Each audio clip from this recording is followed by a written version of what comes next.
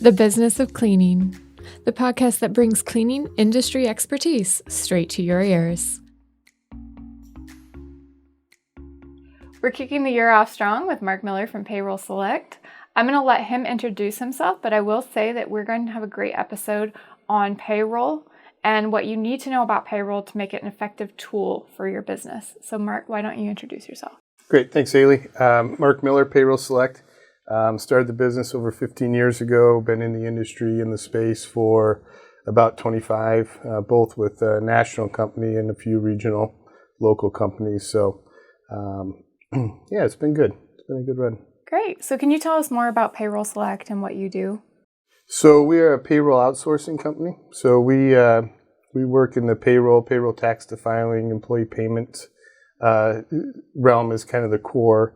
Then we also get into some HR-related products and services as it relates to employee onboarding, applicant tracking, benefit enrollment, performance management, career development, those sorts of things. All right. So it's good to say that you're a little bit familiar with the subject. Yes. Hopefully after these years. Hopefully. We'll find out here. So what drew you into this particular field? Yeah. That's an interesting question. So my background has been in the sales and marketing realm, and selling real estate, which is 100% a commission-driven thing. Looking to get married, and just stumbled across one of the national companies, and it started off as more of the business model that got me into it. As I've been in the space, it's really more to help people because the payroll and HR is something that everybody who has an employee has to deal with. But the reality is, particularly in your smaller companies, they don't have the departments and the resources. They got into a business for, because they could produce something or they could provide a service. But they need people to do that, and they didn't really know what they were doing. So it's our ability to go in and help a company and organization that otherwise knows they need to do it, knows there's some compliance and some teeth behind it, but don't really know what that means. Okay, so when would you say is the best time for a business to reach out to you within that life cycle? Like right at the beginning, before they start, as they're starting, as they've been rolling for a while? Yeah, so obviously if you're starting a new business, it's a great time because you have a whole lot of other things going on. And the ability to go to somebody and say, hey, we need to hire somebody. What exactly am I doing? And get a process in place. Particularly looking to see where they want to go and what they want to accomplish can drive a lot of what we do in the beginning. Having said that, believe it or not, the space or the industry of outsourcing payroll, relatively speaking, isn't that old. When I say that, the concept's been around for 60, 70 years, but really hasn't gained traction until the last 30 to 40, where there's been a real market penetration. So for that reason, we still see there's a number of clients that are trying to do it themselves. And so there's really, any time is a good time. We find particularly when there's changes in a business. Business is growing, a business is contracting, sometimes due to economic factors, sometimes just due to the business life cycle itself, is oftentimes a trigger point where people are looking. Okay. I'm curious then, what is the bigger differences that you notice when somebody does it themselves or a business does it themselves versus contracting out in that process? Obviously, having people to do it for one, but is there any big differences that you see on maybe the tax filing side, the process side, that you would recommend looking to outsource that over internalizing it? Yeah, so to answer your question, oftentimes when we find people doing it themselves, what we end up with is a software geared towards accounting, okay? And we have these softwares that are great in accounting and the accounting function. Payroll is kind of a cousin to that. So a lot of times they'll stick on payroll modules to get that done. They get the job done, they just don't get it done as efficiently as it can be done. So the system is kind of an add-on to an otherwise good product, where pulling that off can help to increase your flow, your process, and streamline it. And then also the compliance side, the tax depositing and filing. So the person that's doing that, and there's kind of a joke in the payroll industry, once you end up in payroll, you don't get out. And for that reason, we find that in organizations, there's one person that typically knows what's going on. And, you often wonder about that proverbial bus coming along, right? And what happens when that tax payment can't be made? Maybe a business owner, somebody who otherwise is totally unfamiliar, there's no backup in place. And so those are a lot of it, that the compliance is falling on one person. And then also just the overall access to technology to make things run smoother. Okay, cool. No, I was wondering about that. I know you see a lot of that, especially with people who start their own business. Yeah. They want to run it all. They kind of want to know everything that's going on, all the ins and outs. And there's that ownership part where they want to do it to make sure it gets done right.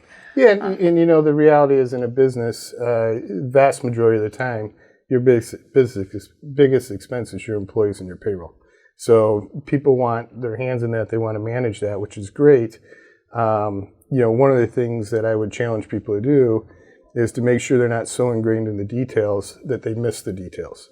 Meaning, if I'm in there actually doing the tactical piece of payroll, can I really manage it as effectively if I pull myself out and take more of the treetop view of what's going on? And that's what we try to provide to people by outsourcing the payroll, is give them the data they need to drive decision, but get them out of the weeds where we miss things. So they have time to think about those decisions and get things done. Yeah, I use the example oftentimes, if you've ever been working on an Excel project, right?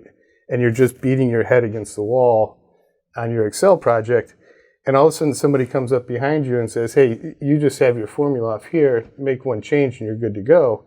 And you think, geez, why didn't I catch that? I know it just as well as anybody else. It's because you're so ingrained in the detail. Somebody coming up over your shoulder is taking a higher look out of the detail, and they can see things that you don't otherwise see. I have heard that about developers too recently. I'm sure you guys have that. At least people who can speak that language, because that is most definitely not me. I cannot speak that language. But funny enough, I think we're all familiar with that scenario in particular. Yep. So coming back around to payroll itself, there's a couple of things that we can get into that you in particular can offer as expertise for our listeners within the cleaning space. Mm-hmm. One of those things, and we can start right off at the top with the things that we said we'd talk about today. When it comes to payroll, the big thing is, when am I getting paid, right? Mm-hmm. That's your employees. They're wondering when they're getting paid and how much. So payroll frequency is a big thing. I know I'm familiar in particular with weekly and the biweekly models, which I think are some of the more well-known, especially a lot of us know the every 2-week schedule. Yeah. Very familiar. Yep. But can you talk a little bit more about what those different frequency types are, what options there are today, and the benefits? Yeah, so really, you can really pay anybody in any frequency you want as long as it's consistent, right? Now, to that extent, the most common would be, and I'll go in the least common order, particularly in the janitorial space, but the least common would be monthly. Okay, but we do see some people that pay monthly. It's a little bit more difficult on the employee, obviously a little bit less work on the employer. But I'm not going to talk about that much because it's not a practical solution, particularly in the janitorial space. We get into semi-monthly, which semi-monthly is great from the business owner's perspective, and that really helps stabilize cost month over month. Because when you go to a weekly or bi-weekly that we'll talk about, you could have months where you have 3 or 5 payrolls respectively. In a semi-monthly, you don't have that. You always have 2, so you spread your costs out, right? So, from the business perspective, the accounting perspective, people like the semi-monthly. The reality is it's very hard to administer when it comes to hourly employees, because, we're required to pay overtime based on a 40-hour week. And so now you could get into a scenario where your pay periods are cutting off on a Wednesday, but you're having to track those hours through Friday, Saturday for the purpose of your overtime calculation. So when we start talking about hourly employees, we're really boiling down to a weekly and a bi-weekly perspective makes the most sense. In the world today, bi-weekly is by far the most widely accepted and the most widely used. There's a number of reasons for that. One, if you outsource your payroll, it does reduce your cost. Okay, so it's more expensive. It can help improve cash flow by going to a biweekly basis, and it also provides a week in between. So if somebody that's ingrained in the payroll wants to take a vacation, they can actually do that for a full week, right? Otherwise, you're trapped and you can't. Having said that, weekly we still see, out there. It's probably the second most widely pay frequency, while biweekly certainly dominates. It's still there. As we get into particularly the current times of recruitment, a lot of employers are looking to weekly as perhaps an advantage in hiring somebody. Personally speaking, looking across the industry, I don't hear enough result on the benefit side to go to weekly versus biweekly, but I think a lot of employers feel that if they do, they will attract more people. So, in that scenario, and then certainly if you get into a collective bargaining, a union environment, oftentimes those are dictating your schedules and you don't have a choice. Now, though it came out before the pandemic certainly put light on, as we continue to fight for and try to get employees, the notion of a same-day pay. Which basically, in a nutshell, works somewhat like an advance along the way, and then it's reconciled out at payday. It became much more widely adopted to go that route as a means to attract employees. Realistically, in your small, even medium-sized businesses, we don't see it a lot, mostly because of the administration of it. Right. It's a very cumbersome thing to administer, unless if you have an outsourced solution that will handle all that detail for you, in which case it becomes much more manageable. I could see from the employee side, with the recruitment side I've worked, we'll see people who come in, they do their onboarding, they do their training, they dip out. That same day pay might encourage that rate of people who are onboarding hoppers. Yeah. I don't know that I can say I've seen a trend in that, but it certainly would lend itself that would make sense. I come in to get what I need and then I get out, right. Whether it's whatever the immediate need might be. I often, when clients bring this up to me, the same day pay is oftentimes attractive for people who are living paycheck to paycheck and really don't have a savings, don't have a plan in life. And, one of the theories I came up with from a retention standpoint a couple of years ago when this really hit the scene is that perhaps instead of helping fuel somebody's weakness, right, and that I spend everything I get, that maybe from a real retention standpoint, we'd be better off bringing in some sort of personal finance person that could help teach that person to manage their finances, get a little bit of savings in life, eventually invest a little bit for retirement, and really move forward and put them in a better spot in 10, 15 years than to continuously, kind of feed maybe something that is otherwise going to hurt them in the long run. So it's another approach. It's definitely a much more difficult one, to attract somebody on, that we're going to teach you how to do finance. I mean, who really wants that coming in? However, particularly your employees that have been there for a little bit, maybe to engage them and help them move forward would make some sense to, if we really look at the real reason behind the same day pay, instead of just continuously feeding that fire, let's take that and let's leverage that to help build the better person. You'll have a person for life if you can do that. They'll never leave you. Well, financial security is a big thing. And yeah, your pay pays into that. Yeah. But I think from the employee side or even from the employer side, sometimes they're thinking of that as higher or a bigger factor than it is. Mm-hmm. Because of course, yes, your pay contributes to your financial security, but how you spend. Yeah. And how you budget and plan is an even bigger factor. 100%. How you understand what transparency you have with your own bank account. Yep. And I've been on both sides, I feel like, of that. So it's a tough thing. It's when you get into the hole, it's extremely difficult to get out. and maybe you've developed some bad habits, or maybe you haven't, maybe life just hit you wrong. But still, the ability to say, hey, I have a plan and I'm going to work at it, it can be some benefit. Right. And employees, when they get into that hole, people in general will tend to choose to operate on a paycheck to paycheck and just tackle every immediate thing in front of them versus trying to break it down to everything that's happening and plan because it feels too overwhelming to take that next step. 100% agree. 100% agree. All right. So we're paying employees. It looks like the best options might be what is trending right now, the biweekly or the weekly models, in particular with cost and efficiency, but also just in that when you get to hit employees with that paycheck in general. So what are the payment methods that you see right now as dominating the industry? Yeah, so by far direct deposit is dominating the industry. And, with that comes the advent of the pay card. Okay. Who knows as we go down the road, I'm sure we're going to get away from direct deposit. We're probably going to go to some Venmo. Currently the Fed is working on an instant payment system. So, those days I do believe are coming. But direct deposit is by and far the most widely used. And the reason for that is twofold. Actually, there's a myriad of reasons, from just a functional, people don't have to come in and get their checks.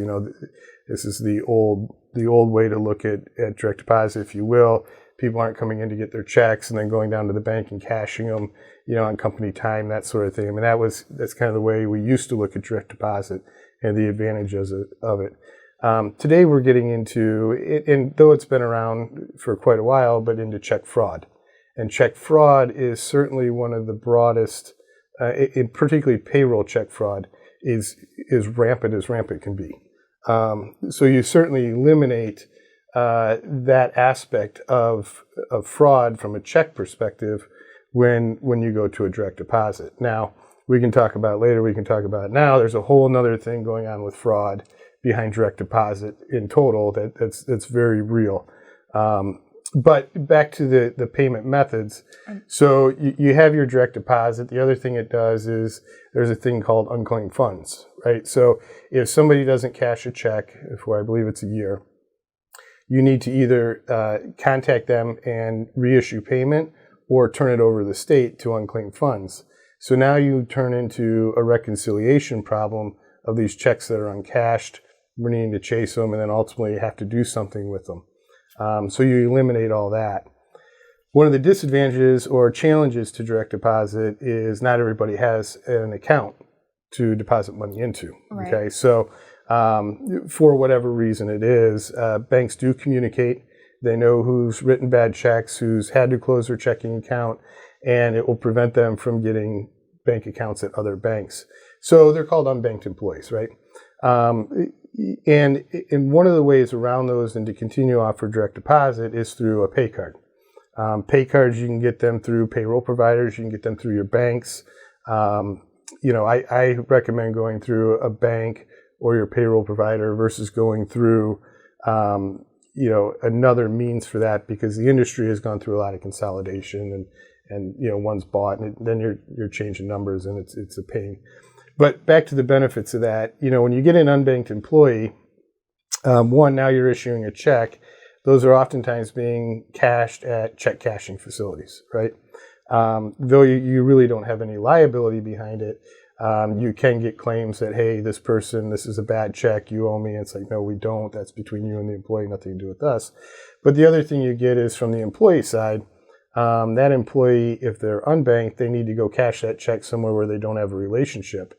And they're spending $20 to $30 or more. I think I'm pretty low, to be quite honest with you, at $20 to $30 to cash their check at a cash checking or even the bank that it was issued on. Oftentimes will charge them a fee. So you're somewhat doing them a favor by doing a pay card because now they're not spending those fees to get their money. You're also helping yourself out because you're standardizing direct deposit. And then with the direct deposit, you can go into, the online pay stubs where you have no paper and you're in a paperless environment where you can do it either on your phone or through the computer. Right.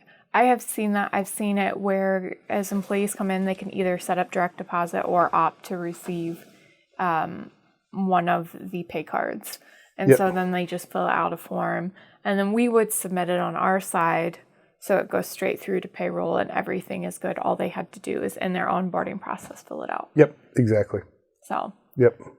Now, you mentioned that there were fraud with the paychecks.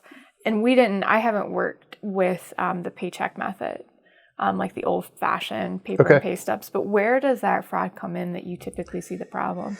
Yeah, so first of all, watch the movie Catch Me If You Can. All right, that's Frank Abagnale went through and pretty much everything he did was write Pan Am payroll checks, and and did that, and that's still around today. So we see coming through our account because we'll actually draw checks on our account for our clients because we have all the fraud protection, everything, not only through the check security but also through the banking system. But where it comes is, the origination of it, I don't know, but people will get a hold of our check and they'll modify it and go to, and I'm going to pick on Walmart. I don't really mean to, but it's the one that quite honestly has it happen the most. And they go to Walmart for $300, $400 and cash the check and they do them all day long. Ultimately, Walmart is responsible, and out the money, if you will. But if you don't catch it on your end, I believe you have 30 days to contest that.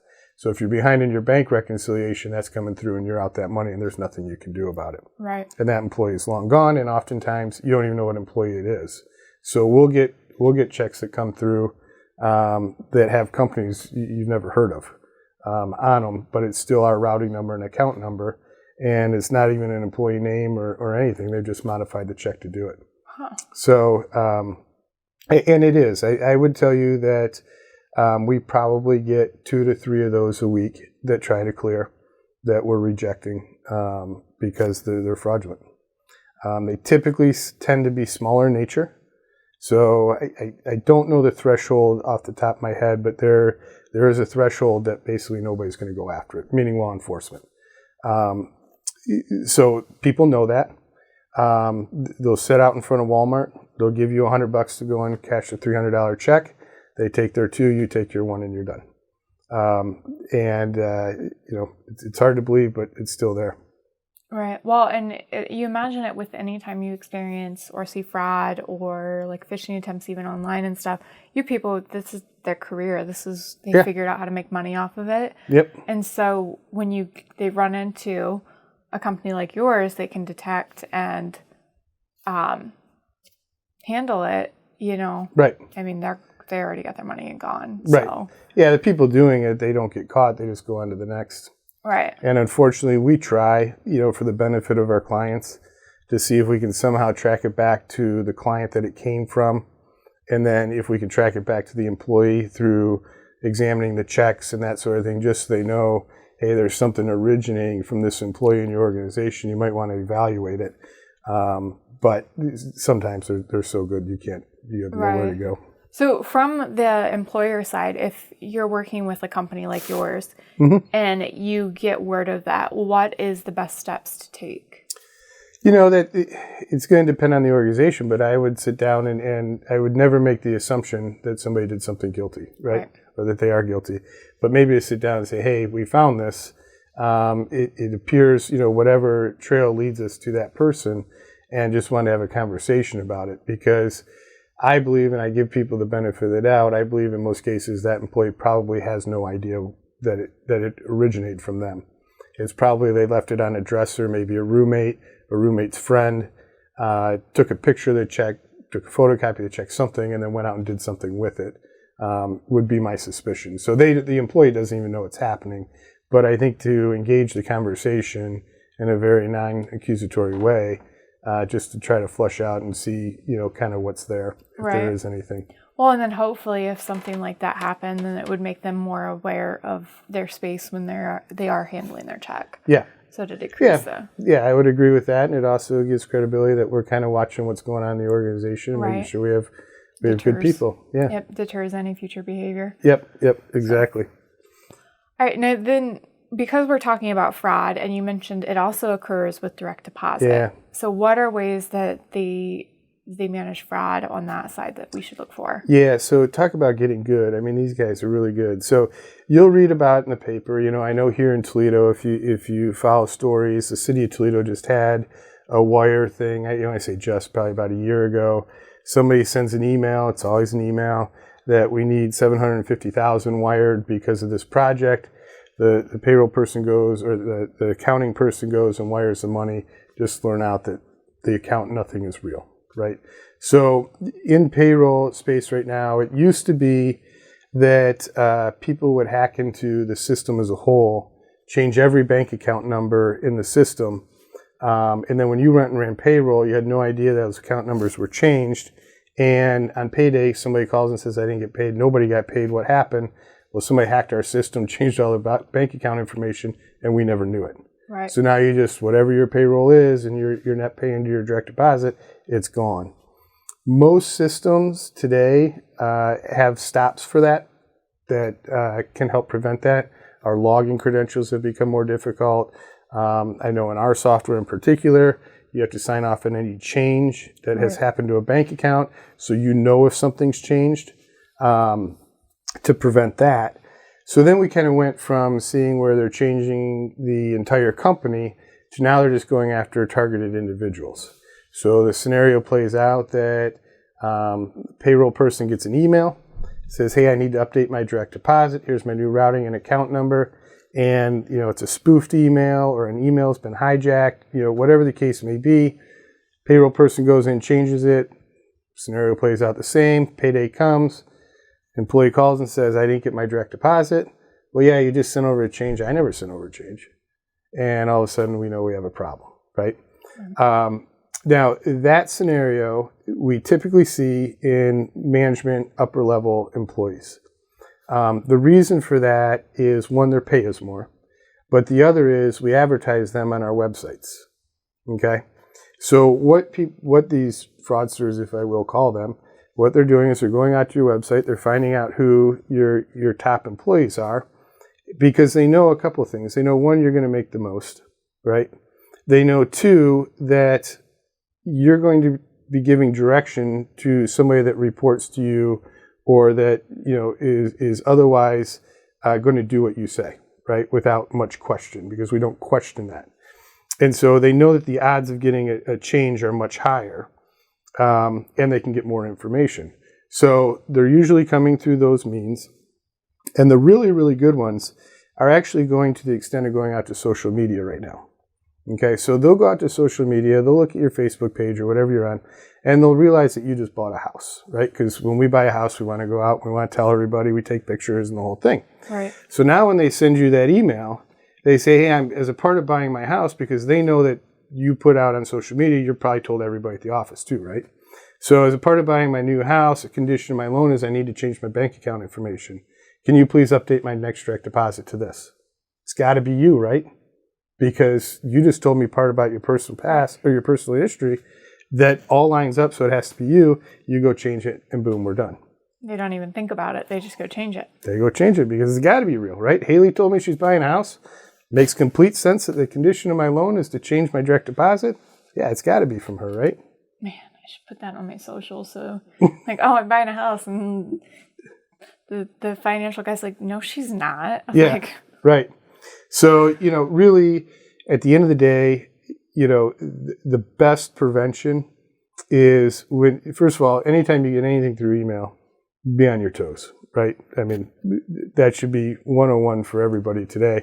But particularly when it comes to direct deposit, call and verify, talk to the person. Did you, in fact, send this over? It's the only way to prevent it that we know at this point. Or go to an employee self-service, where the employee can update online themselves, but they need to have their own login credentials to do it. Those are the only two methods that you can really fight this thing, because, I had it where we had a client send over a direct deposit change.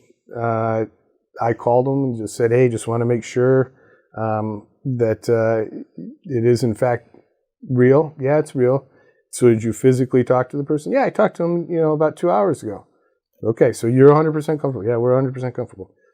Payday came, and she talked to him, but talked to him about how his day was going. Never talked to him about the direct deposit, and it's like, yeah, Right. Don't respond to the email for confirmation. Don't use the phone number that's in the email. Get the one you have on record. Right. That kind of stuff. And it's real.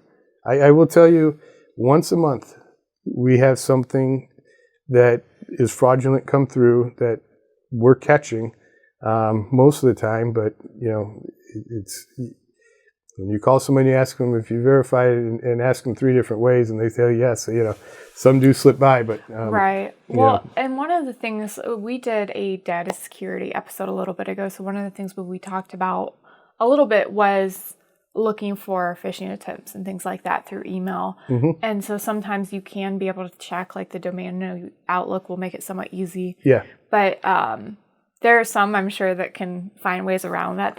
You'll be able to catch things on the surface where it looks like an employee's email. Yep. And you open up the domain and it's something random. We've had it where email accounts have been hacked, and there's been a conversation back and forth between the two. Wow. Yeah. So yeah, there's certainly the spoofing. There's certainly the overlays to the emails and that sort of thing. But when somebody's legitimately hacked the account, it's hard to get around. And when all of a sudden you're $2,000, $3,000, $4,000, that's real money. Mm-hmm. This is gone. Well, and it's two sides. It's the employer that's out that money, and it's the employee that's out that money. Yep. So you find out really quickly that it's not there. But yeah, there are certainly like layers that you can do and things that you can do to go through that. But yeah, like you said, having that self login, having them go in and change it, not sharing account details over email or things like that. Yep. Reconfirming if you do get information with that person directly. Yep. To help just decrease. And you're probably still going to run into situations. Hopefully that makes us better at catching. I mean, nobody's immune. Right. I mean, we've had a police officer that had it happen to him. Wow. So, he went to go after it, and you don't find these people. It is incredibly frustrating, but yeah. And I would tell you, .com banks should be your first flag. That's where most fraud goes through. I mean, nothing against the banks. It's just where the people that are committing the fraud tend to set up their things with. Okay. Well, good to know. Yeah. Good to watch for. We talked about electronic methods. Mm-hmm. So obviously with the electronic deposits and things like that, but there's also electronic W-2s, which 'tis the season. Yeah, tis it is. So the IRS is continuously making it easier for us to do it. They've approved it this year. There is a host of compliance issues the employer has to go through. This year it's becoming easier, but it's still not easy to do. Okay. Just from the compliance. So you need consent from each employee. You need to have an opt-out method. You need to be able to prove that they can get in and actually view their stub or view their W-2. And there's a host of notifications. I see that to continuously become easier and easier to administer. But at this point, I wouldn't say it's super easy. Probably the amount of time and convenience you're going to gain from not issuing a paper W-2 is going to be chewed up in the compliance. So that's kind of from the compliance side. The other side is you need to know your workforce. Right. And, just because I make it available online, can everybody go out and get it online, right? And if the answer is no, even though I legally can do it, they're just going to be coming to you asking for it anyway. So I think that there's some consideration that needs to be looked at, not only from the compliance, but just from the culture and the individuals we have working for us. Right. When you talk about retention and productivity, you don't want to try to streamline your operation and in the process, create more headache. Right. Cut people out of the process unintentionally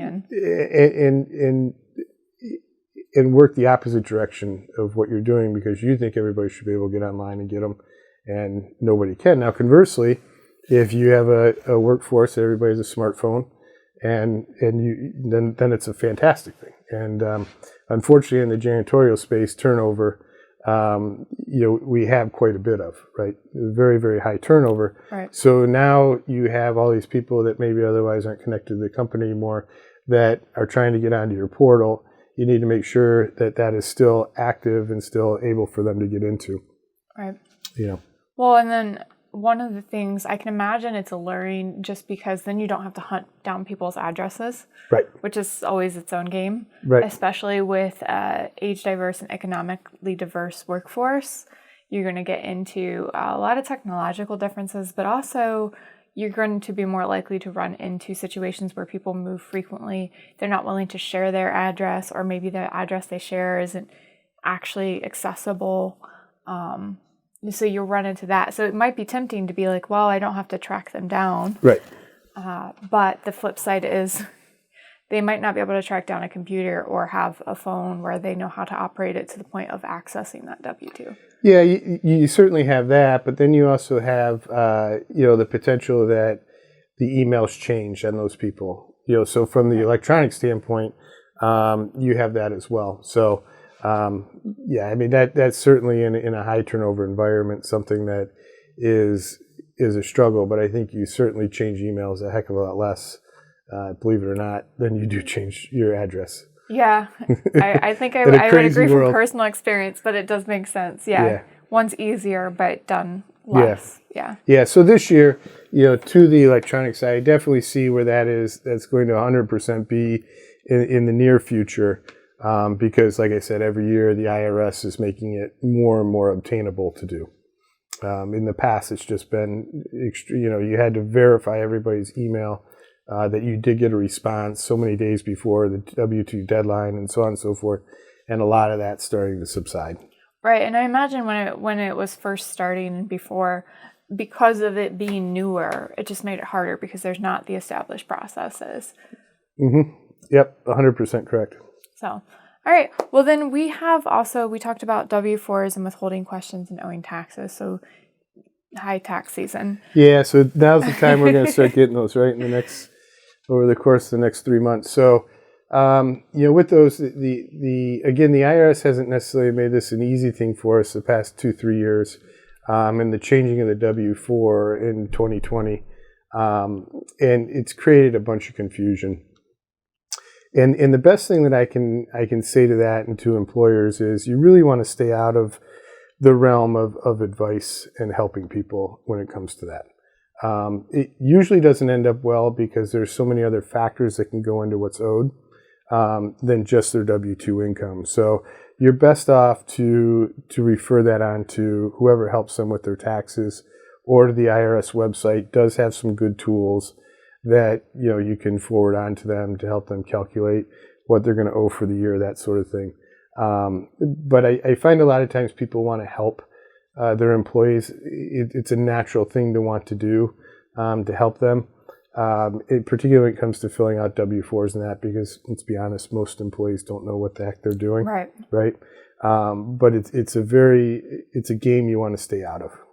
At the end of the day, that is their form, and they should do what they can to fill that out. And I remember we had employees that would come, especially like younger ones, they're new to the workforce, or even older ones that would normally have somebody help them. And a lot of times I would just help them write down their questions. Yeah. And then talk to them about who they should be asking specifically. Like maybe mom or dad is not always the best, but... Yeah, and that's certainly with the new employee filling out the paperwork. And then, over the course of the next 3 months, employers are going to be plagued with the question of, hey, I owed on my taxes. Why didn't you withhold too much? Right. Or why didn't you withhold more? And it's kind of, fill out a new W-4 and we can do what you will. Because at the end of the day, the W-4 is your protection as an employer against a potential penalty situation. Right. So, you really don't want to advise on that and change it without an updated W-4, because if ever called out, if you will, that's the point of record is what does their W-4 look like? Have you withheld in accordance with the schedule associated with that? And if you have, then you're fine. And if you haven't, then you are subject to some penalties. Right. And then, you do everything you can and you're supposed to. An employee still has questions or still upset about something, then you refer them to someone who can directly address those. Yep, exactly.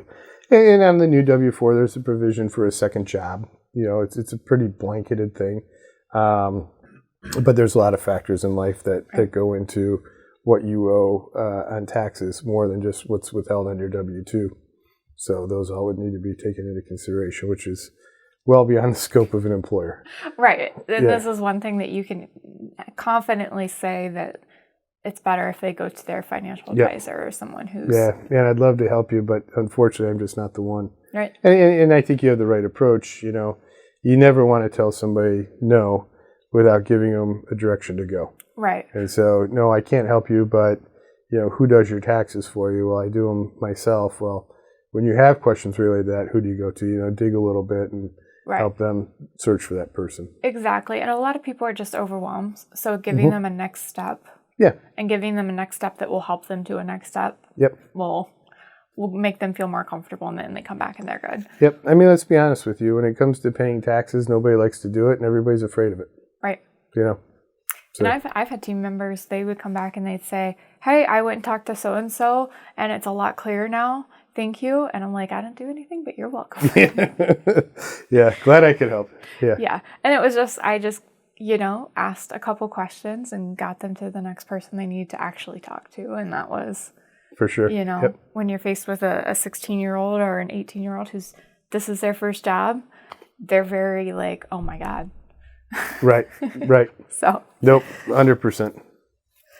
All right. Well, we've talked about a lot, and we've talked about data, and we've talked about things as far as keeping your management and your team members a little more high level, allowing them to do their job, and we talked about the benefits of outsourcing that to make it more efficient, and to sometimes cover your butt a little bit, somebody who can be the expert on it. This involves a lot of information and a lot of data, especially as a company scales. So when you're looking at data, when you're looking at a system that can do that, what are some things to consider? Yeah, so that's a great question. The number one thing I think that people have to consider is the culture of their organization. Okay, and what I mean by that is, in fact, I just talked to a company yesterday that was sold, and this was their words, not mine. We were sold a system that was well beyond the means of us to administer and support and our employees to use. Okay, salespeople are good. That's why they do what they do.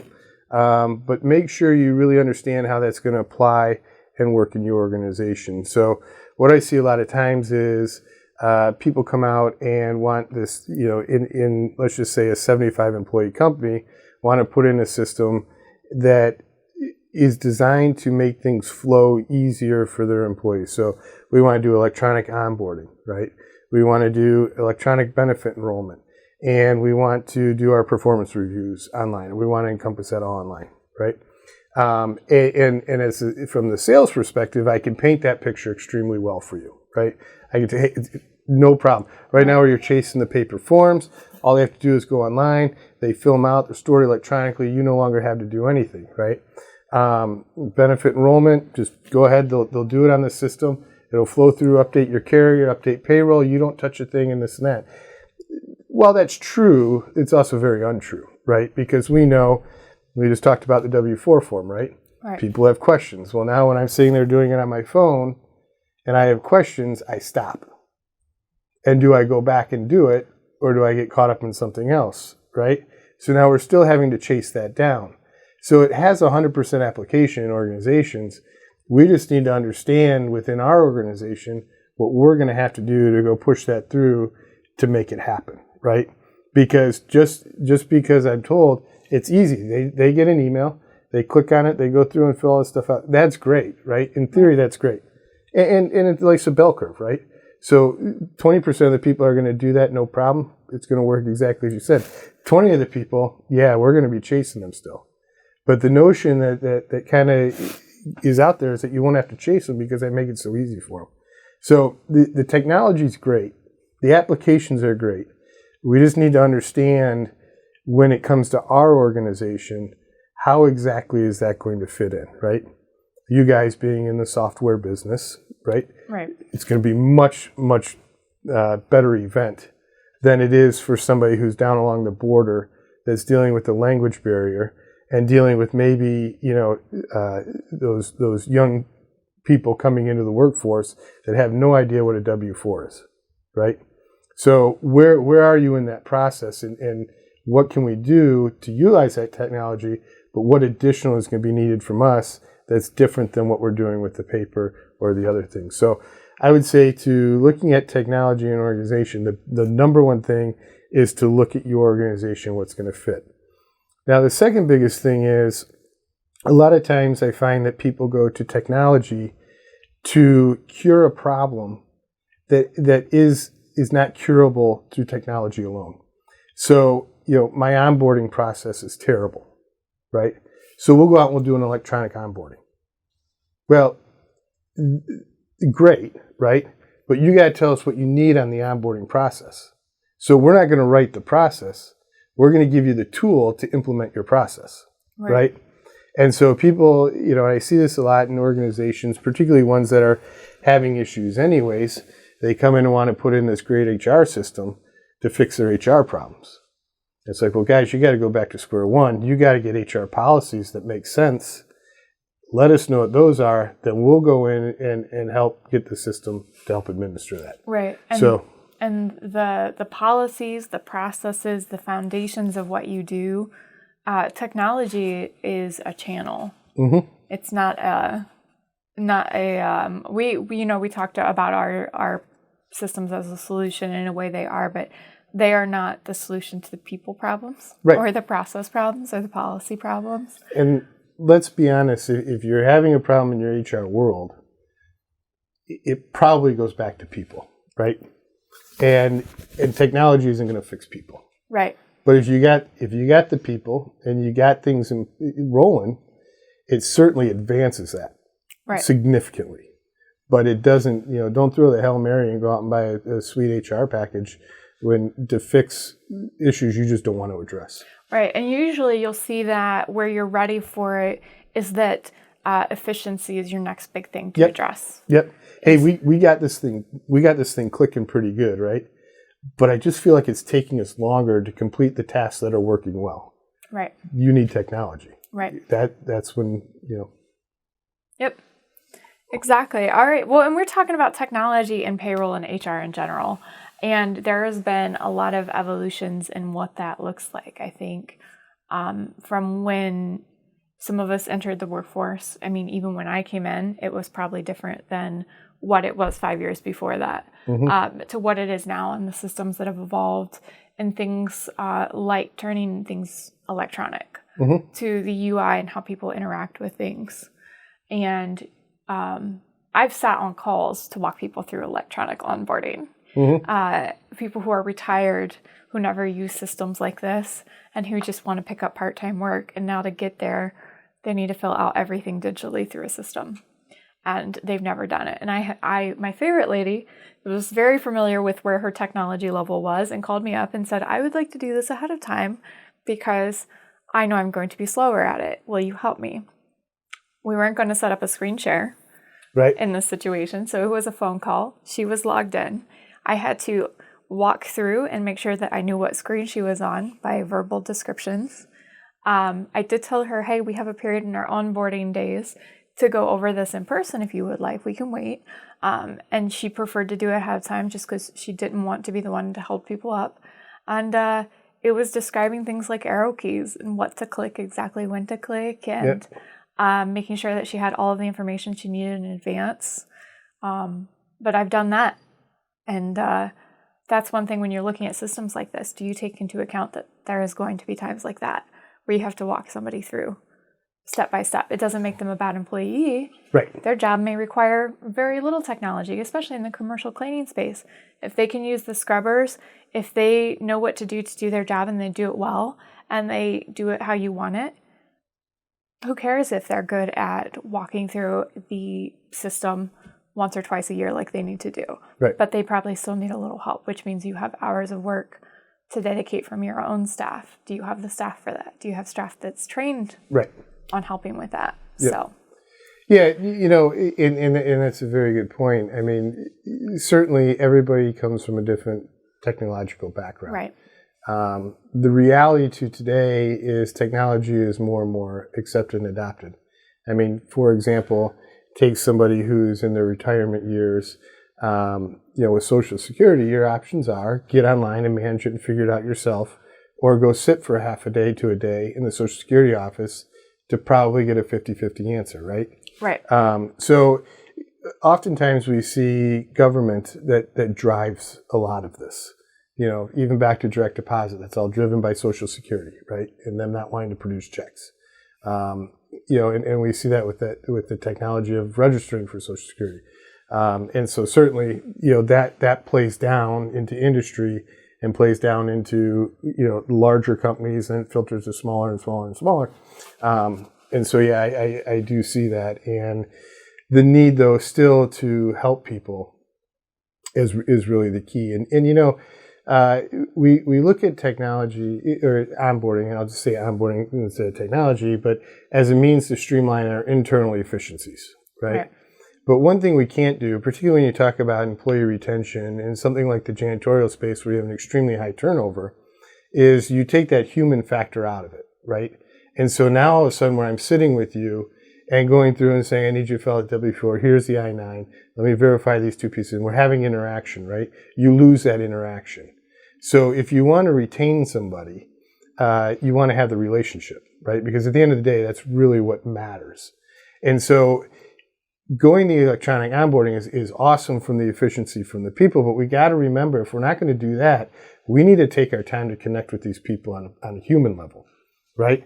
And so take the time you're saving through the onboarding, and if I have to help them, that's in some ways can be a win, because now I have the interaction, right? I have your back. I'm not giving you a link and saying, you figure it out, I'll see you out at the first job, right? Now I'm establishing that I'm here for you and to help you, kind of along your lines, right? But even if you go through these and you set up the onboarding, which is fantastic because it holds everything electronically. Right. It's just a better organization system than paper that's trying to get from your hiring manager back to your payroll person who enters it in and then onto HR for storage or whatever the case may be. It does all that itself. So it's fantastic. But don't forget to connect with your people, and the real important piece in retention.